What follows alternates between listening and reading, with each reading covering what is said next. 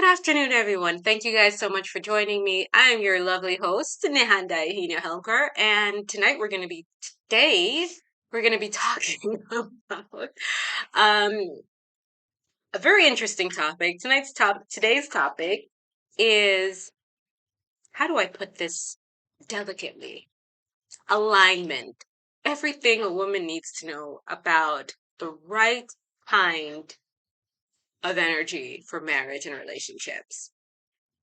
This is a part one of a part five series, and I'm just testing out the market to see how this topic is going to go because I don't want to hurt anyone's feelings, although that to me is quite inevitable. And I am very concerned about this topic. So I feel like I know that getting on board with this topic is very difficult for people, but we need to have a talk about accountability and we need to talk about practicalities and the current dating market as I see it as an outsider and what it took for me to get to the place of marriage material. Now, I have posted several books. That's a Freudian slip. Maybe that should happen. um, I've posted several videos on my YouTube platform, and I have a lot of lives discussing and unpacking relationship advice with my co-host Tiana. We used to do Tiana and Nihanda, the tea with Tiana and Nihanda every week. And what has come up, very triggering conversation, very controversial conversation, and I'm still trying to figure out why it is. So what I've done is that I put myself in my 30 plus years shoes. I'm not ashamed to say that I'm a month away from 40. But my 20-year-old self definitely thought very differently about family life than I do now. And a couple of weeks ago, I posted on my YouTube channel a reaction video to a young lady who was talking about wanting to be a CEO, wanting to be a mom, wanting to be so many different things, and how she has accomplished none of those things. And now she's 30 years old.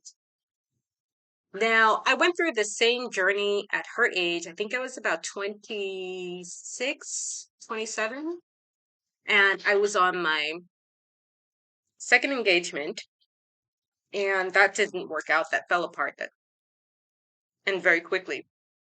Not quick enough, but the point of the matter is that I had to become seized by the need, or seized by the desire to want to have a family. At that point, I had already had my first child, and the relationship with the young man that I had my child with did not work out. And I found out that it wasn't going to work out while I was pregnant. I decided that I was going to go ahead and go through with the pregnancy.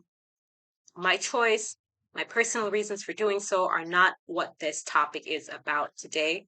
However, it is definitely a key element to the way that women think, that I understand is one of the interesting, the number one problem, a part of the number one problem that's facing our society worldwide right now is that over, I think it's like 50%. Okay, so it says here that in 2015, because I want to get my stats right, I don't want anybody coming for me and saying that I'm promoting this or discouraging that. So in 2015 to 2019, 56% of women, 56% of women and 44.8% of men between the ages of 15 and 49 had ever had a child. In 2015, 2019, 13% of women ages 15 to 24 and 84% of those age 40 to 49 had ever had a biological child. So this says to me, among men, 6% of those age 14, on 76 of those age 40 had ever had a child. So, by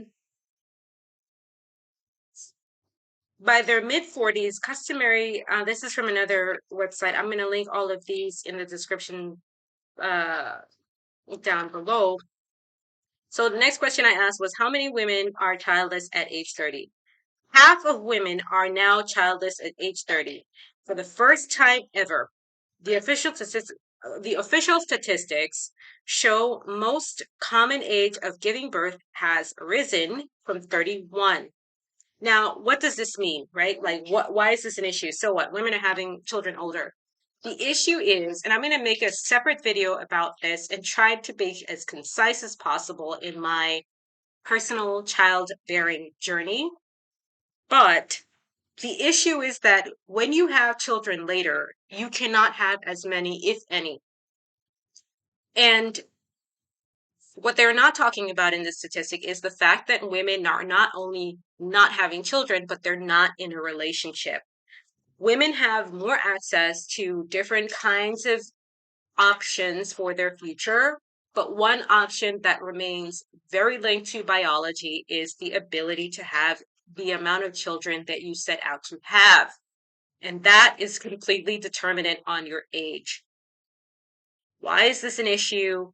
We will be discussing in further detail, but what I have been hearing is that women are choosing their career because having children is expensive, and we are not no longer depending on a single breadwinning household to take care of said child because we value our independence. And so, like the young lady that I commented, the beautiful, fabulous, well-educated young lady who I commented on, who is not where she wanted to be in her life, was mentioning that she had wanted to be a CEO, she wanted to be a millionaire, and then she wanted to get married and have children. Now, why is it that these two things don't align? Because most women are not necessarily as competitive as men as they are, as they should be in the workforce. And believe it or not, I'm not sure about the statistics on this, but as someone who has employed people in the past, as someone who has been in the workforce, I do know, maybe it's just anecdotally, that people tend to want employers tend to want to marry men. Yeah, it's kind of like a marriage. Want to employ men more than they do women because, especially if that woman is married, because if that woman gets married, she's going to have kids. If she gets pregnant, she's going to need maternity leave plus pregnancy leave, and she's going to be off.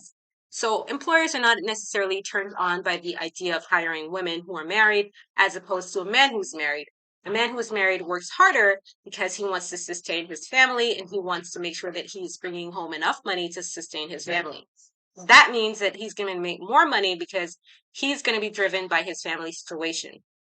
A woman's driving force of her family situation is also to make money, but since she's usually the primary caregiver of children once they're born, she will always have to have the choice of mothering her children or staying at home with said children herself while giving up time at the office and investing her time in her children instead of her job.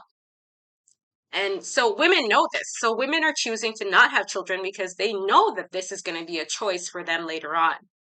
And you find that once women have gone through the workforce, competed, and have had all the degrees and accolades, now they want to have children. Now they can't have children because the window of having children has closed.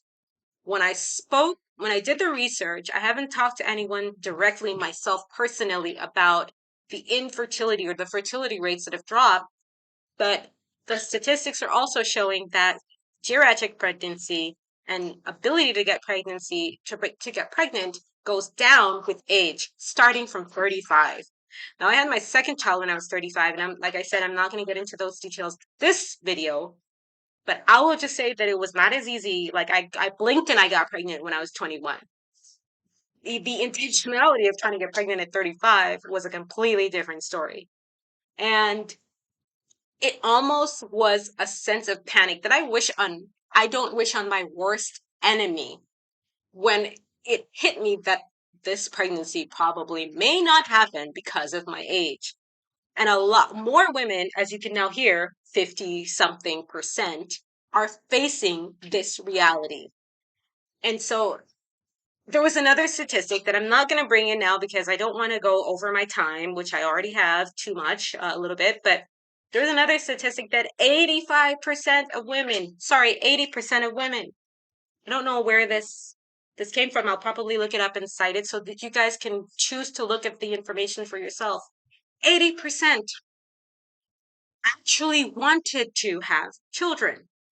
And so the dynamics, why is this relevant to the alignment of this conversation?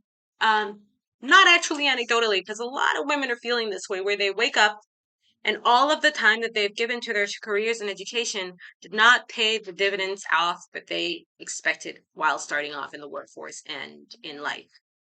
The thing is that, ladies, I know you're not going to want to hear this. This is going to be a major trigger for a lot of people, is that family, wife, and career do not align for women, for women at all. And the reasons for that I already just gave you is because it's not attractive for employers to hire women who are married as it is for them to hire men who are married.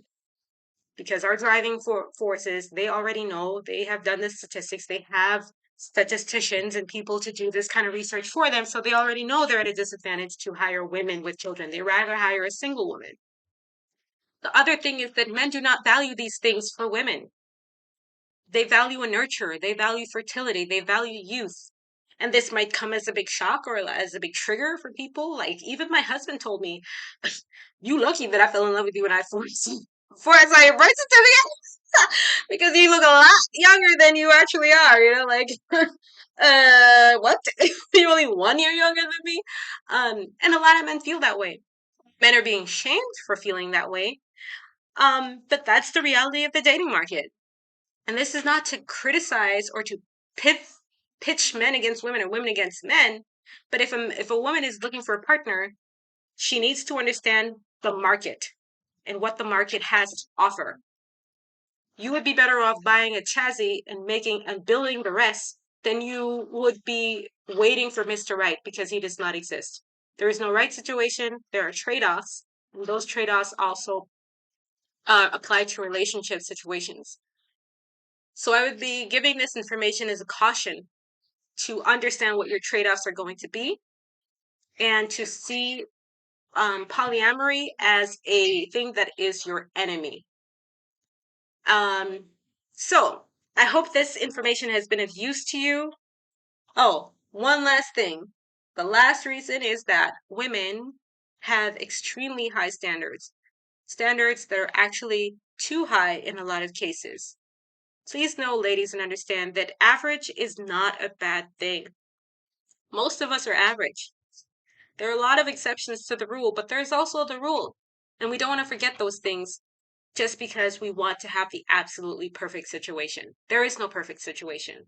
There is only being able to get the most 60, 70% of what it is you want, and being able to be okay with living without the rest. That is what real success looks like for the most of us. Otherwise, your only option is going to be one of many women who find themselves in 30, 40 years only wishing that they had made the better decision further on before it gets too late. Please take into consideration what I have said tonight, uh, today, and go for your happiness. It's possible. It is not impossible, but it's going to require an adjustment in your way of thinking, um, in order to get the results that you want. Stay free, and stay safe.